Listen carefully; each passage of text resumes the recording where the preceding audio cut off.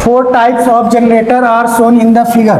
करा which among कौन L called AC, मतलब इसमें से AC कौन है? तो AC में क्या होता है? AC में आपका डायरेक्शन चेंज होता है। तो डायरेक्शन चेंज होने का मतलब देखो प्लस कहाँ है माइनस कहाँ है, तो देखो ये माइनस ये प्लस फिर माइनस, तो इसका मतलब क्या है? ये AC है, ये आपका प्लस फिर माइनस, तो ये भी AC है, डायरेक्शन चेंज कर रहा है प्लस माइनस, ये भी AC है प्लस माइनस, ये भी AC है। तो इसमें ऑप्शन क्या हो जाएगा? बोला था कौन AC है, तो सारे ऑप्शन AC हो जाएंगे, A B C D, तो इसका ऑप्शन क्या हो जाएगा? C हो जाएगा। अगर मान लो इसी में कहीं फिगर आपको ऐसे बना देता तो ये बताओ क्या ये AC होता? नहीं, क्योंकि डायरेक्शन इसका चेंज होता ही नहीं। तो अगर डायरेक्शन चेंज है तो AC है, डायरेक्शन चेंज नहीं होगा तो DC है। समझ में आ गया? सेकेंड क्वेश्चन देखो, सेकेंड क्वेश्चन में कुछ टाइप भी कितना दे रखा है? 10 की पावर -2 टेस्ला। ये जो 30 सेंटीमीटर यहाँ लगाया है ये रेडियस है 30 सेंटीमीटर, तो आप इसको मीटर बनाओगे तो कितना हो जाएगा? 30/100 करोगे, यानी 0 से 0 कटा 0.3 मीटर। आगे पढ़ो और क्या दिया है? रजिस्टेंस पाई स्क्वायर ओम, यानी R की वैल्यू कितना दे रखा है? Pi square ohm. आगे पढ़ो। Is rotate about an axis which perpendicular to the direction of magnetic field. मान लो कि मैग्नेटिक फील्ड मैंने इनवर्ट ले लिया, ये मैग्नेटिक फील्ड है और एक क्वाइल है, एक क्वाइल यहाँ से क्या कर रहा है? रोटेट कर रहा है ओमेगा स्पीड से, है ना? ये ओमेगा स्पीड से रोटेट कर रहा है, इसका रेडियस दे रखा है, मैग्नेटिक फील्ड कितना है वो भी दे रखा है। तो आपसे क्या बोला है? If the coil rotate 200 RPM, ये 200 आरपीएम आपको क्या दे रखा है? फ्रीक्वेंसी, यानी फ्रीक्वेंसी कितना है? 200 आरपीएम। तो यहाँ से ओमेगा निकाल लोगे, ओमेगा कैसे निकालोगे? 2πf से, तो यहाँ 2πf की जगह क्या रख दोगे? F की जगह रख दोगे 200, है ना? आगे बोला है the amplitude of the alternating current induced in the coil, यानी I की वैल्यू निकालना है, तो I बराबर क्या हो जाता है? EMF अपॉन में रेजिस्टेंस। अब E कैसे निकालेंगे कि किसी भी क्वाइल में? तो इसका फॉर्मूला आप लोगों को पता होगा, NBR ओमेगा, NBA ओमेगा, ये फॉर्मूला होता है। और नीचे क्या आ जाएगा? R। सबकी वैल्यू दिया है, रखो और निकालो। एक बार लिखो जो मैं बोला। क्वेश्चन में मिस्टेक है, लेकिन जो डाटा दिया हूँ उसको रख। कितने नंबर ऑफ टर्न्स है ना? तो n को आप ले लो 1। मैग्नेटिक फील्ड कितना दिया है? B की वैल्यू कितना दिया है? 10 की पावर -2। देखो ये A है, A का मतलब होता है एरिया, तो एरिया का मतलब सर्कल का एरिया क्या हो जाएगा? पाई आर स्क्वायर। तो यहाँ पर पाई R की जगह क्या रखोगे? 0.3 का स्क्वायर, यानी 0.3 मैं इधर लिख रहा हूँ 0.3 इंटू ओमेगा। ओमेगा निकालो यहाँ से, ओमेगा किसी ने निकाला, यानी ओमेगा बराबर यहाँ से ओमेगा निकालो कितना आ जाएगा? 2π/f है ना? अच्छा 200 आरपीएम है, समझो ये आरपीएम है, तो यानी ये मिनट में है, तो मुझे आरपीएस बनाना पड़ेगा, यानी सेकंड में बनाना होगा। तो मैं इसको क्या करूंगा? 2π × 200, और मिनट को सेकंड में बनाने के लिए क्या करेंगे? मिनट को सेकंड में मतलब इसको सेकंड में बनाने के लिए 60 से डिवाइड करेंगे, तो 60 से डिवाइड करो तो 0 से 0 कट जाएगा, 2×3 6, यानी ये कितना आ जाएगा? 20π/3। तो यहाँ पर ओमेगा की जगह रख दो 20π/3, और सबके नीचे कितना आ जाएगा? रेजिस्टेंस कितना दिया है? Pi square. तो यहाँ पर पाई स्क्वायर रखो, सॉल्व करके बताओ आंसर क्या आ रहा है। देखो मैं पाई से पाई को उड़ा दिया, पाई से पाई कटा, एक पाई और बचा वो कटा।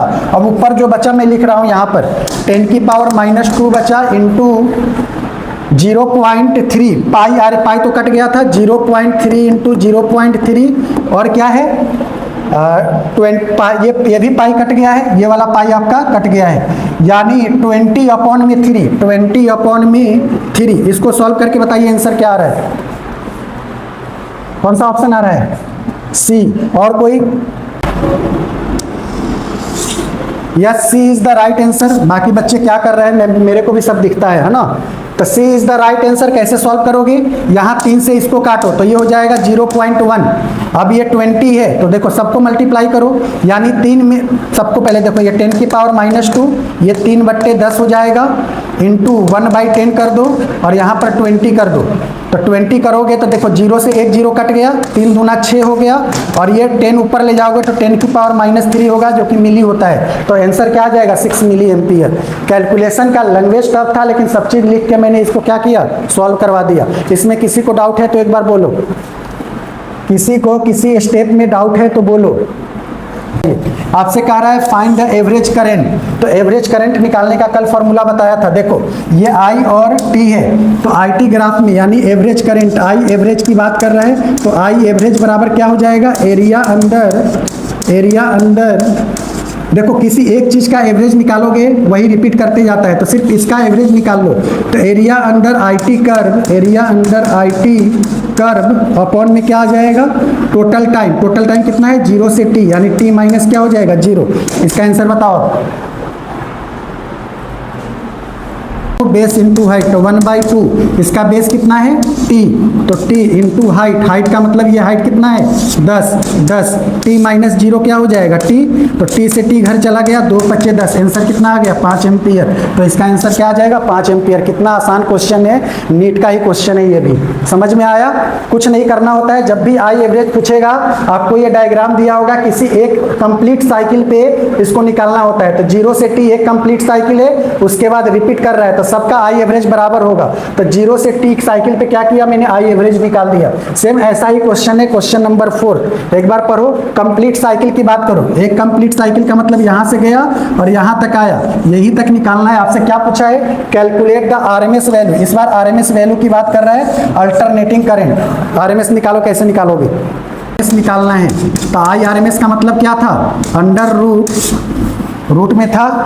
अब बताओ, देखो कंप्लीट साइकिल देख लो, कंप्लीट साइकिल आपका कहां से कहां तक है, यहां से यहां तक है। ये वैल्यू नहीं दे रखा है, अच्छा नीचे 2 आ जाएगा। देखो क्या हो जाएगा, आई आरएमएस का मतलब हो जाएगा, बताओ ये वाला साइकिल कहां तक गया है, इसका एम्पलीट्यूड कितना है 2, तो 2 का स्क्वायर कर दो, प्लस ये वाला साइकिल कहां तक आया है, अरे बोलो -2, ये कितना है -2, और ये कितना है +2। तो मैंने ये वाला साइकिल लिया तो 2 का स्क्वायर कर दिया, प्लस ये वाला साइकिल लूंगा तो -2 का स्क्वायर करूंगा, और नीचे फॉर्मूले में 2 आता है। अब इसको सॉल्व करके आंसर बताओ। तो यहाँ पर क्या हो जाएगा, 2 का स्क्वायर कितना हो जाएगा 4, -2 का स्क्वायर भी 4 होगा, और यहाँ 2, 4 और 4 जोड़ोगे तो कितना आएगा 8/2, 8/2 का मतलब 4 आया, √4 का मतलब 2 एम्पियर होता है। तो इतना आसान कैलकुलेशन था, सबको ही कर सकता था। क्वेश्चन नंबर 4 की तरह क्वेश्चन नंबर 5 है, सब लोग सॉल्व करो। जो अभी ऊपर टेक्निक लगाया वही टेक्निक लगा के आंसर बताओ। VRMS निकालो, VRMS कैसे निकालोगे, जैसे अभी IRMS निकाले हैं, अंडर रूट, पहले ये वाला साइकिल का स्क्वायर करो। ये साइकिल कहाँ तक जा रहा है, अरे ये साइकिल कहाँ तक जा रहा है V0 तक, तो यहाँ पर मैं क्या करूँगा V0 का whole square, plus complete cycle की बात करेंगे T तक। ये वाला साइकिल की वैल्यू क्या है, तो डर के क्यों बोलते हो, 0 का स्क्वायर, और नीचे क्या लगा दोगे 2। अब आंसर बताओ। Yes, C is the right answer. 0 का स्क्वायर तो 0 हो गया, ये बनेगा अंडर रूट V0 का स्क्वायर अपॉन में √2। तो इसके स्क्वायर से इसका ये स्क्वायर कट जाएगा, तो V0 अपॉन में क्या हो जाएगा √2 हो जाएगा, यानी इसका सी आंसर है। तो कैसे मैं आरएमएस निकाल रहा हूँ, कैसे एवरेज निकाल रहा हूँ, समझ में आ रहा है। अगर मान लो इस साइकिल को नीचे की तरफ ऐसे खींच देता और कुछ वैल्यू इसका देता, तो 0 की जगह उस वैल्यू को रखते IRMS आ जाता। समझ में आया। तो ये क्वेश्चन नंबर 5 था। इसमें किसी को डाउट है तो बोलो। आपसे बोला है the peak value of an alternating voltage applied to a 50 ohm resistance. तो जब बोला पहले बोला वो लिखो, आर कितना दिया है 50 ओम इज 10 वोल्ट, यानी ये peak value of alternating voltage दिया है। तो पीक वैल्यू को मैं क्या लिखता था V0, यानी V0 की वैल्यू कितना दिया है 10 वोल्ट। तो आपसे कह रहा है फाइंड आरएमएस करंट, यानी आपको IRMS निकालना है। तो IRMS निकालने का फॉर्मूला क्या हो जाएगा, IRMS कैसे निकालेंगे रोजमिन बताओ, जोर से बोलो। I0/√2, good. तो I0/√2, लेकिन पहले तो I0 मेरे को पता नहीं है, I0/√2, वेरी गुड। तो अब क्या आपको I0 पता है, तो पहले ये बताओ I0 कैसे निकालेंगे, V0/R, बस यही सीक्वेंस फॉलो करो। तो I0 निकाल लो V0 अपॉन में R से, और इस I0 की वैल्यू यहाँ रख देना, आंसर आ जाएगा। सॉल्व करके बताओ। 10 अपॉन में R कितना है 50, तो ये तो आ गया 1/5। अब यहाँ पर रखो, I0 की जगह मैं रखूंगा 1/5, नीचे √2 है तो इसके साथ ही रहेगा, रेशनलाइज कर दो, √2 से ऊपर नीचे मल्टीप्लाई कर दो, तो ये बनेगा √2 अपॉन में, ये तो 2 बन गया, 5 गुना कितना हो जाएगा 10। √2 की वैल्यू बताओ क्या होता है, 1.41 या 1.41 तो √2 की जगह रखो 1.41 अपॉन में 10 है, एक पॉइंट और शिफ्ट कर दो इधर तो 0.141 एम्पियर। कहाँ से क्वेश्चन हार्ड था, बस आपको सीक्वेंस पता होना चाहिए कि करना क्या है। आपसे IRMS पूछा था, आप लोग जानते हैं I0/√2 होता है। I0 निकालने के लिए आपको रेजिस्टेंस और V0 दिया था, वहां से I0 निकाल के यहाँ वैल्यू पुट कर दिया। तो ये नीट में ऐसा क्वेश्चन आएगा तो नहीं करके आओगे तो कैसे रिजल्ट लाओगे? अगर ये इजी क्वेश्चन भी छोड़ के आओगे तब तो कुछ नहीं हो सकता। इसमें किसी को कहीं डाउट है तो बोलो, किसी को कहीं डाउट नहीं है, ठीक है। तो क्वेश्चन नंबर 6 के बाद क्वेश्चन नंबर 7 पे चलेंगे। सब लोग अपना दिमाग खपाओ और इसका आंसर बताओ। करते क्यों हो? देखो ये क्या बोल रहा है, एन अल्टरनेटिंग ईएमएफ दे रखा है, is apply across pure inductor. तो ये बताओ इंडक्टर में करेंट लैग कर रहा था कि लीड कर रहा था? लैग कर रहा था। इंडक्टर में करंट लैग करता है, बस ये की पॉइंट याद रखना। तो इंडक्टर में करंट लैग करता है तो वोल्टेज क्या करेगा? लीड करेगा। कैपेसिटर का अपने याद हो जाएगा, इंडक्टर में करंट लैग करता है तो कैपेसिटर में करंट क्या करेगा? लीड करेगा। वोल्टेज क्या करेगा? लैग करेगा। तो कोई एक चीज याद रखो, सारा काम हो जाएगा। देखो कितना आसान क्वेश्चन है। कह रहा है find the expression of alternating current. तो हमको पता है कि करंट में क्या करेगा? वोल्टेज से क्या करेगा? लैग करेगा। कितना डिग्री? 90 डिग्री। तो ये बताओ π/3 का मतलब कितना डिग्री है? π/3 का मतलब 60 डिग्री, सबको पता है। अब करंट 90 डिग्री से लैग करेगा तो इसमें -90 करोगे तो 60 - 90 कितना आएगा? डर के बोल रहे हो तो -30 को रेडियन में कैसे लिखते हैं? π/6। तो ये तो पता चल गया कि जो करंट का फेज एंगल होगा वो π/6 होगा। तो देखो एक ही ऑप्शन में दिया है π/6, ये खत्म, ये खत्म, ये खत्म, बस इसी से आप इसका आंसर बता दिए। तो नीट में अगर ऐसा क्वेश्चन आएगा, कंसेप्ट क्लियर रहेगा तो आपको पेन उठाने की भी जरूरत नहीं थी। लेकिन अगर मान लो कोई सी और एंगल में π/6 दे देता तो आप फंस जाते। तो फंस जाते तो आपको सही करके आना है तो आप क्या निकालना पड़ता? मुझे I0 निकालना पड़ता। तो I0 कैसे निकालेंगे बताओ? I0 कैसे निकालेंगे? V0 अपॉन में R से निकालेंगे। अब बताओ V0 कितना दिया है? V0 कितना दिया है? 100। और यही तो होता है V बराबर V0, यहाँ E दिया है तो यही V0 है, यानी V0 की जगह में 100 रखूंगा अपॉन में रेजिस्टेंस। यानी देखो आप लोग जानते हैं कि इंडक्टिव है तो इंडक्टिव में रिएक्टेंस आता है। क्या रिएक्टेंस आता है? एक्सेल आता है। तो एक्सेल किसके बराबर होता है? एक्सेल किसके बराबर होता है? ओमेगा एल के बराबर होता है। जैसे मैं फिजिक्स पढ़ाता हूँ ना, कोई बच्चा सिंसियर हो के अभी से भी पढ़ लेना तो उसका कल्याण हो जाएगा। सब चीज बोर्ड पे दिखाई देता है कि हो क्या रहा है। तो एक्सेल क्या हो जाएगा? Omega L. अब ओमेगा कितना दिया है क्वेश्चन में? देखो आप लोग जानते हैं कि ये जो टी का कोफिशिएंट होता है वही ओमेगा होता, ओमेगा टी होता ना वेव का इक्वेशन, ओमेगा टी प्लस 5। तो ओमेगा की वैल्यू बताओ कितना है? 100 पाई। तो ओमेगा की जगह में कितना रख दूंगा? 100 पाई। इंडक्टेंस एल कितना दिया है? 2/पाई हेनरी। तो 2/पाई रखेंगे तो ये क्या हो गया? पाई से पाई कट गया, यानी हमारे पास इंडक्टिव रिएक्टेंस कितना आ गया? 200। और रिएक्टेंस का यूनिट भी क्या होता है? ओम। तो वही इंडक्टिव रिएक्टेंस आर का काम करेगा तो मैं यहाँ क्या रखूंगा? 200। 0 से 0 कट गया, 1/2 का मतलब 0.5। अब 0.5 कहाँ दिया है? देखो यहाँ दिया है। तब जाहिर एकदम कंफर्म था कि यही आंसर होगा।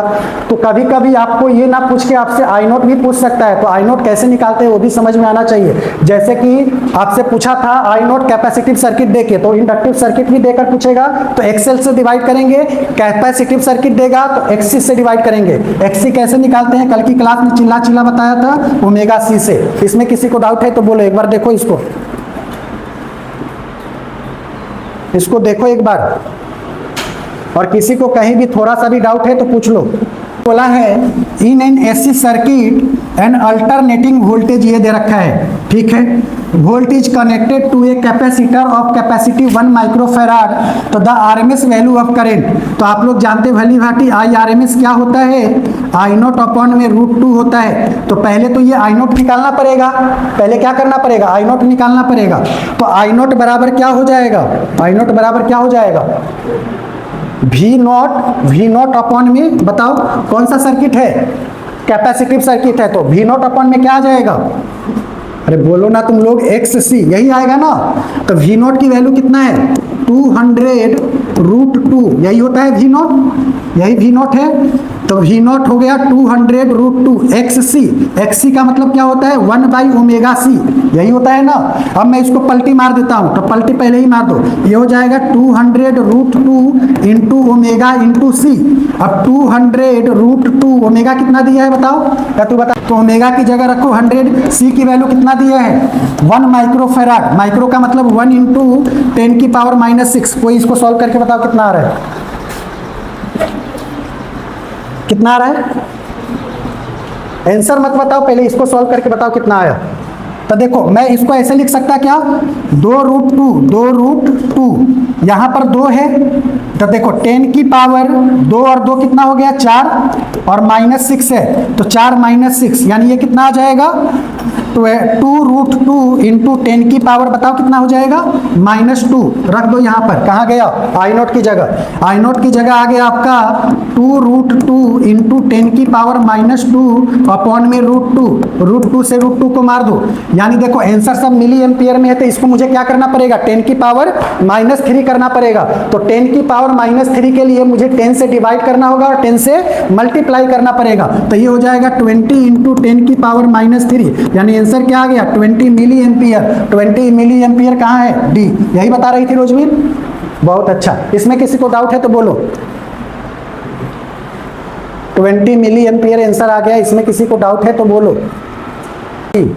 Yes, C is the right answer. देखो क्या कह रहा है आपसे, an AC voltage is applied to resistance R and inductor L in series.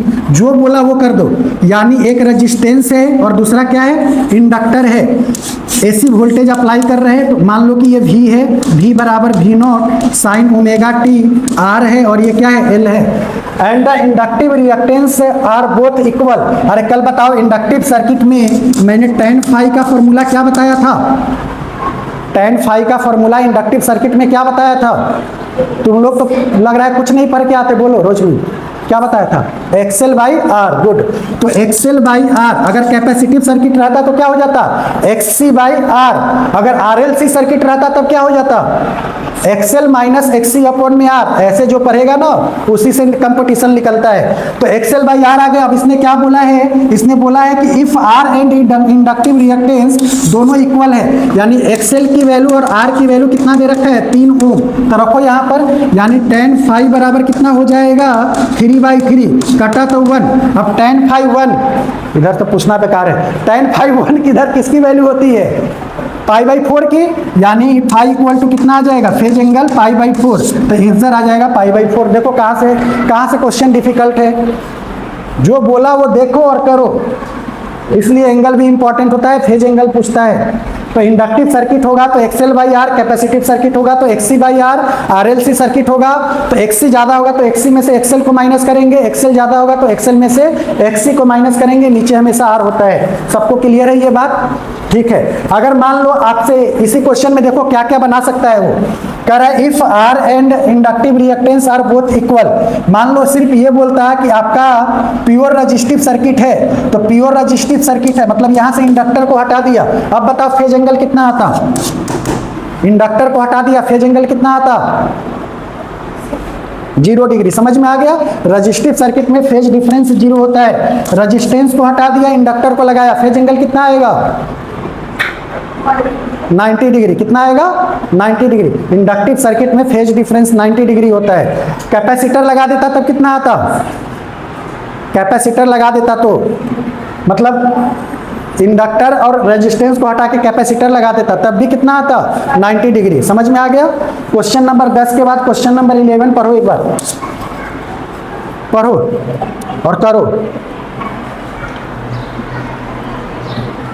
बहुत ही प्यारा क्वेश्चन है, नीट 2011 का क्वेश्चन है ये, पढ़िएगा। A coil has resistance 30 ohm and inductive reactance 20 ohm at 50 Hz frequency। तो सबसे पहले जो बोला वो लिखो। तो देखो आगे पढ़ लो। If an AC source of 200 volt at 100 hertz, तो क्या करो, आपको एक रेजिस्टेंस दिया है, एक इंडक्टेंस दिया है, जैसा बोला वो बना लो। एक एसी सोर्स है जिसमें 200 वोल्ट वोल्टेज दे रखा है और फ्रीक्वेंसी कितना दिया है, 100 हर्ट्ज। अब सुनो, फ्रीक्वेंसी बढ़ाने से क्या रेजिस्टेंस पे फर्क पड़ेगा? नहीं पड़ेगा, क्योंकि रेजिस्टेंस जो होता है वो फ्रीक्वेंसी से इंडिपेंडेंट होता है। तो जो 30 ओम है वो 30 ओम ही रहेगा। 50 हर्ट्ज पे अगर 30 ओम है तो 100 हर्ट्ज पे भी कितना होगा, 30 ओम होगा। लेकिन 50 हर्ट्ज पे आपको इंडक्टिव रिएक्टेंस कितना दिया है, 20 ओम। तो आप इंडक्टिव रिएक्टेंस का फॉर्मूला जानते हैं, एक्सएल बराबर फ्रीक्वेंसी के टर्म में। राबिया बताओ, एक्सएल का फॉर्मूला क्या होगा फ्रीक्वेंसी के टर्म में?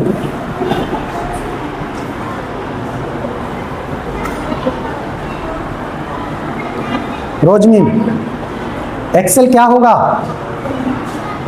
एक्सेल का फॉर्मूला बताओ।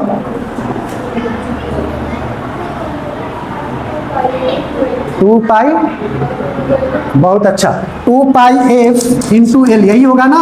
यानी ओमेगा एल होता है तो ओमेगा की वैल्यू रख दिए। अब सुनो, जब फ्रीक्वेंसी आपका 50 हर्ट्ज है तो उस समय एक्सेल कितना है, 20 ओम। अब फ्रीक्वेंसी को डबल कर रहे हो तो एक्सेल भी बढ़ेगा।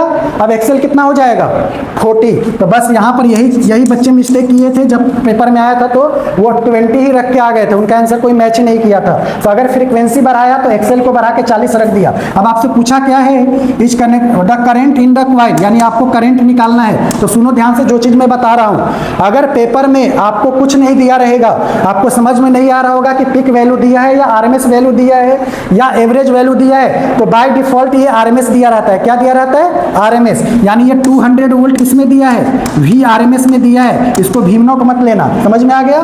तो अगर वी आरएमएस दिया है तो ये हमसे क्या पूछ रहा होगा, आई आरएमएस। तो आई आरएमएस कैसे निकालेंगे बताओ, आई आरएमएस बराबर फॉर्मूला कौन बताएगा, दूसरा बताओ, आई आरएमएस का फॉर्मूला बताओ।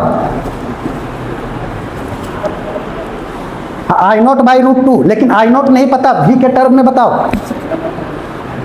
वी के टर्म में बताइए। रोजमिन बताओ, भी जोर से बोलो ना, वी आरएमएस बोल रही हो। हाँ, तो वी आरएमएस अपॉन में नीचे बोलो क्या लिखूं, यस, वी आरएमएस अपॉन में जेड। निकालो इसका आंसर। सही है कि आपने आर नहीं बोला, एक्सएल नहीं बोला, एक्ससी नहीं बोला, जेड बोला। जब भी आर और एल होगा तो जेड आता है। जेड कैसे निकालते हैं, कल की क्लास में बताया था। जेड कैसे निकालेंगे, √r² प्लस XL²। आंसर बताओ, ऐसे किया था, ठीक है। अगर ऐसे किए थे तो अच्छी बात है। अरे अब तो आंसर बता दो, 4 आ रहा है ना। वी आरएमएस कितना रखेंगे, 200। जेड कैसे निकालोगे, देखो जेड का मतलब 30 का स्क्वायर 900। अरे पेन भी मत चलाना, जब जहां टाइम बचे बचाना। 30 का स्क्वायर 900, 40 का स्क्वायर 1600, 1600 900 2500, 2500 का स्क्वायर रूट 50। तो यहाँ 50 रखो, खटाक खटाक खटाक खटाक 4, यानी आंसर कितना आ गया, 4 एम्पियर। समझ में आ गया। तो कैसे निकाला, क्या कंसेप्ट लगा। ऐसा क्वेश्चन अगर घुमा के भी देगा, समझे हो ना, तो कुछ भी घुमाया आप लोग कर दोगे। समझ में आया। क्वेश्चन नंबर 11 था, क्वेश्चन नंबर 12 की बारी, और मैं जिससे पूछूंगा वही बताएगा। चलो करो, क्वेश्चन नंबर 12 एक बार पढ़ो। होगा, ठीक है। A is the right answer. क्या बोला है, in an AC circuit the EMF E and I current. तो आई ई बराबर क्या दिया है, E naught sine omega T, और आई बराबर क्या दिया है, I naught sine omega T, average power. अब मैं जिससे फॉर्मूला ये पूछूंगा ना, सिर्फ वही मुंह खोलेगा। एवरेज पावर या वी आर एम एस लिखो, फर्क नहीं पड़ता। तो I R M S into V R M S into cos phi, यही पढ़े थे ना। ऑप्शन की गहराई तक जाओ कि आखिर ये आया कैसे। तो आई आर एम एस कैसे निकालते हैं, ये अगर आई नॉट है तो आई आर एम एस कैसे निकालते हैं, आई नॉट बाई √2, ऐसे ही निकालते हैं ना। तो आई आर एम एस की जगह मैं क्या रखूंगा, आई नॉट बाई √2, और वी आर एम एस की जगह मैं क्या रखूंगा, V naught by √2। Cos angle कितना दिया है, फेज डिफरेंस फाई ही है, तो फाई, तो √2 2 हो जाएगा, इसलिए इसका आंसर हो जाएगा 1/2 आई नॉट, या ई नॉट है तो E naught I naught cos phi. इसमें किसी को डाउट है तो बोलो। देखो एक बार, सबको समझ में आ गया? ठीक है, सबको समझ में आ गया तो अच्छी बात है। हाँ, किसी को कोई डाउट नहीं है? ठीक है। कल यहाँ पर 5 की जगह में 90 रखता तो खटाक से 0 आ जाता। तो अगर यहाँ पर 90 दिया रहता तो ऑप्शन क्या, इसमें ऐसे 0 दिया नहीं है, लेकिन 90 रहता तो 0 लगा देते। समझ में आया? अगर मान लो यहाँ पर 45 दे देता तब कितना आंसर आता? तब कितना आता? 1/√2 हो जाता। मतलब एंगल जो देगा उस एंगल की वैल्यू रख देंगे। तो देखो अगले स्लाइड में वो क्वेश्चन नहीं है, लेकिन मैं यहाँ पर लिख रहा हूँ, इस क्वेश्चन का आंसर आप लोग बताओगे। आई बराबर है, सब लोग करो, आई बराबर 1/√2 साइन, ये क्वेश्चन है, साइन 100 पाई टी और भी बराबर दे रखा है 1/√2 साइन 100 पाई टी प्लस π/3। इसमें पावर एवरेज बताना है। सब लोग अपना अपना आंसर निकाल के रखो, मैं सबका कॉपी चेक करूंगा। मैं किसी के पास भी आकर कॉपी चेक कर सकता हूं। एवरेज पावर निकालो। एवरेज 1/√2, तो देखो 1/√2, लेकिन ये I0 है तो इसमें √2 से मल्टीप्लाई करोगे। 1/√2 ये I0 है, इसमें √2 से मल्टीप्लाई करोगे। कॉस एंगल कितना है? π/3, मतलब इस दोनों के बीच में π/3 का मतलब 60 डिग्री, तो 60 डिग्री। तो ये तो 1/2 हो गया, 1/2 इंटू 1/2 cos 60 कितना होता? 1/2, तो 1/8 इसका आंसर आ जाएगा। ठीक है, नीट का ही क्वेश्चन था। नीट जो फेज 1 में हुआ था 2016 का क्वेश्चन है। ठीक है, तो ये आंसर आ गया। अब क्वेश्चन नंबर 13 का आंसर बताइएगा सब लोग। इसमें किसी को डाउट है? नहीं ना? देख लो एक बार, एलिमिनेट कैसे करूंगा मैं। कह रहा है small signal voltage Vt V0 sin omega T is applied across an ideal capacitor. Ideal capacitor मतलब मालूम चल गया कि सर्किट में सिर्फ कैपेसिटर है। तो आपसे क्या बोला है? Current It is in phase with voltage. क्या कैपेसिटर में करंट और फेज, देखो और फिर सुनो, जो क्या कैपेसिटर में करंट और वोल्टेज एक फेज में होते हैं? उसमें 90 डिग्री का फेज डिफरेंस होता है ना। तो जाहिर सी बात है कि ऑप्शन ए नहीं होगा। समझ में आ गया कैसे नहीं होगा? दूसरा बोला है करंट लीड। अब ये बताओ कैपेसिटर में करंट लीड करता है कितने से? लेकिन इसने कितना दिया है? तो ये भी एलिमिनेट कर दिया। समझ में आया कैसे एलिमिनेट कर रहा हूं मैं? Current It lags voltage. अब बताओ करंट लीड करता है कि लैग करता है? लीड करता है, तो लैग बोला है तो ये भी खत्म। तो जब 3 खत्म तो आंसर क्या आएगा? अब 4 में वो आलू गोबर आलू गाजर कुछ भी लिखा वो चौथा ही आंसर होगा, क्योंकि 3 को मैंने एलिमिनेट कर दिया। समझ गए? पर over a full cycle the capacitor C does not consume any energy. आपको पता है कि फुल साइकिल पे एवरेज पावर क्या होता है? 0 होता है। तो पावर 0 तो एनर्जी कंज्यूम भी क्या करेगा? 0 करेगा। ऐसे अगर इस ऑप्शन के बारे में कुछ पता भी नहीं चल रहा है तो एलिमिनेट करके डी मार दिए ना, तो सही है, यानी 3 होगा नहीं, तो चौथा होगा क्वेश्चन नंबर 14 का आंसर। ये बहुत ही प्यारा क्वेश्चन है, एक बार सोचिए। आरएमएस को मैंने भी ले लिया। ठीक है, आगे पढ़ो। A resistance R draw power P when connected to an AC source. तो ये बताओ अगर ये रेजिस्टेंस आर है तो पावर वोल्टेज के टर्म में फॉर्मूला क्या होगा? अरे पावर का फॉर्मूला वोल्टेज के टर्म में क्या होगा? V²/R। Very good. तो यहाँ पर क्या हो जाएगा? VRMS का स्क्वायर अपॉन में R। तो अभी जो बोला उसको मैंने 1 मान लिया। समझ में आ गया? आगे पढ़ो। When connected to an AC source, अब कह रहा है if an inductor is now placed in series। अब इसी के साथ एक इंडक्टर को उसने प्लेस्ड कर दिया सीरीज में। तो मैं इसमें समझा दूं या अलग से सर्किट बना दूं? चलो अलग से सर्किट बना दे रहा हूं। ये आपका रेजिस्टेंस है, इसमें इंडक्टर लगा दिया और यहाँ पर वोल्टेज तो V रखूंगा। आगे पढ़ो। If an inductance is now placed in series with the resistance, ठीक है, such that the impedance of the circuit becomes Z। अब इंपीडेंस सर्किट क्या हो गया? Z। तो द पावर ड्रॉन इज, यानी पावर ड्रॉन, पावर का फॉर्मूला क्या होगा वो पूछ रहा है। ठीक है, पावर के टर्म में ऑप्शन दिया है। तो ये बताओ सबसे पहले अगर ये R है और ये इंडक्टेंस है L, तो इसका इंडक्टिव रिएक्टेंस क्या होगा? XL होगा। तो Z कैसे निकालोगे? Z बराबर क्या? एवरेज की बात करना। तो पावर एवरेज बराबर क्या होता है बताओ?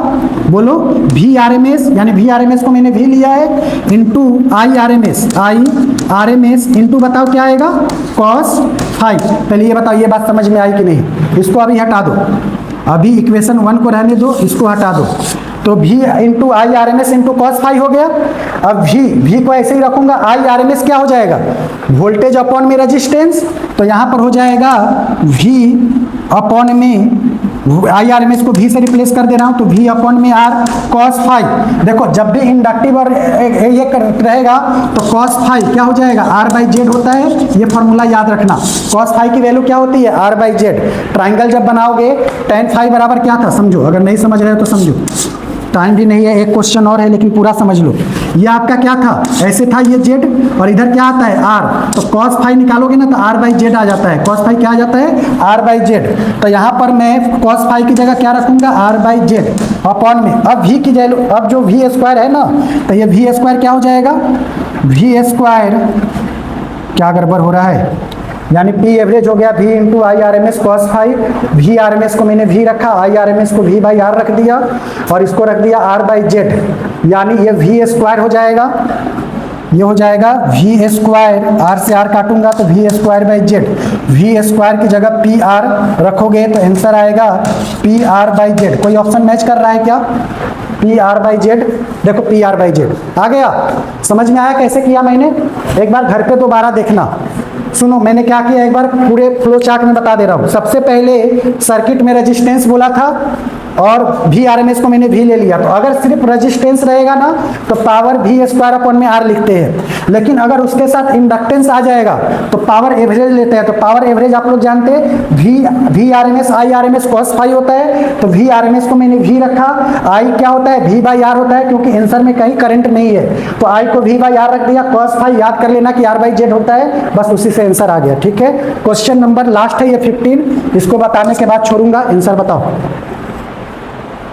इसका आंसर बताइए, 2 मिनट और ले रहा हूं, बताओ इसका आंसर। पढ़ो एक बार, आसान क्वेश्चन है। In the given circuit the reading of voltmeter V, क्या मिस्टेक कर दिया, voltmeter V1 and V2 are 300 volt. मतलब यहाँ पर आपका इंडक्टेंस है और यहाँ पर क्या है, कैपेसिटर है। तो कह रहा है कि ये जो V1 लगा है और ये V2 लगा है, इसका मतलब ये क्या बोल रहा है कि VL और VC क्या है, बराबर है। तो जब VL और VC बराबर है तो ये किसका कंडीशन होता है, कल बताया था चिल्ला चिल्ला, रेजोनेंस का कंडीशन होता है। तो रेजोनेंस के केस में XL बराबर क्या हो जाता है, XC हो जाता है, यही होता है। तो इस केस में XL और XC बराबर है तो रेजोनेंस के कंडीशन में सर्किट कैसा बन जाता है, प्योर रजिस्टिव। तो प्योर रजिस्टिव के केस में इसने क्या पूछा है, the reading of volt meter V3, यानी वोल्टेज क्या हो जाएगा, वोल्टेज जो आपका वोल्टेज पूछा है कितना होगा। तो देखो ये जो 220 वोल्ट लगा है यहाँ पर, तो ये 220 वोल्ट इसके और इससे तो कोई मतलब नहीं, ये सारा ड्रॉप रेजिस्टेंस के पास चला जाएगा। तो वोल्टेज कितना आ जाएगा, 220 वोल्ट। समझ में आया, वोल्टेज आ गया 220 वोल्ट, यानी ऑप्शन में देखो 220 कहाँ है, ये नहीं होगा, ये नहीं होगा, बी हो सकता है, सी हो सकता है। लेकिन अब बोला है करंट भी निकालो, तो करंट बराबर क्या हो जाएगा, वोल्टेज अपॉन में, बोलो वोल्टेज अपॉन में रेजिस्टेंस। जेड क्यों नहीं बोले, क्योंकि XL बराबर XC हो गया है। तो वोल्टेज कितना है 220 वोल्ट, रेजिस्टेंस कितना दिया है, नहीं दिख रहा होगा तो 100 है, तो 100 रखेंगे तो 0 से 0 खत्म, ये कितना आ गया 2.2, बोलो बोलो एम्पियर। कौन सा ऑप्शन में है, ऑप्शन 2.2 एम्पियर। नीट में ऐसा क्वेश्चन आ सकता है, अभी हाल फिलहाल 2010 का ही क्वेश्चन है। तो ऐसा ही नेचर होता है, रेजोनेंस वाला कंडीशन हमेशा याद रखना, उससे फ्रेम करता है क्वेश्चन। तो जहां आपको VL बराबर VC या XL बराबर XC दिखे, सिंपल सर्किट में लेना कि रेजिस्टेंस और वोल्टेज है सिर्फ, बस। ठीक है, तो आज की क्लास यहीं तक। ठीक है, अब जो बच्चे जा रहे हैं जाओ।